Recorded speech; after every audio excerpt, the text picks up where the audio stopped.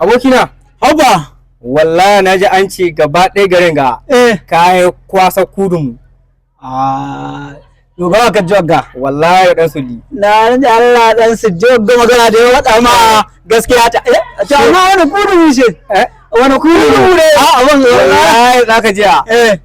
Juwa ni ji a nace ina malam mai kwano an ce malam mai kwano ce an ka ci wallahi malam mai kwano kyale shi wallahi kwasa yake.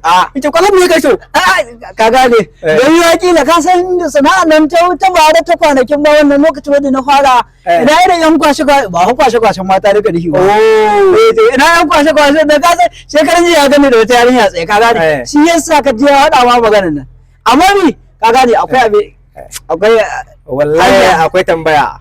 Akwai alamun tambaya. Amma ni a saka yata. A saka ta a saka ta ya magana hannu sama ito tana nan ka san abun wallahi an ce hannu sama ɗayan biyu na an ce ko ɓarawo na ko kuma dai wallahi wannan magana ba haka nan ba haka na ba magana hannu sama magana ba haka nan ba a sauya ya kamata a koma a ɗebe gashin baki a sa kakiyar a ta sojoji. Ina tunanin shi a zaman laya ka sai mu tura ka ni kuma sai a bani gida.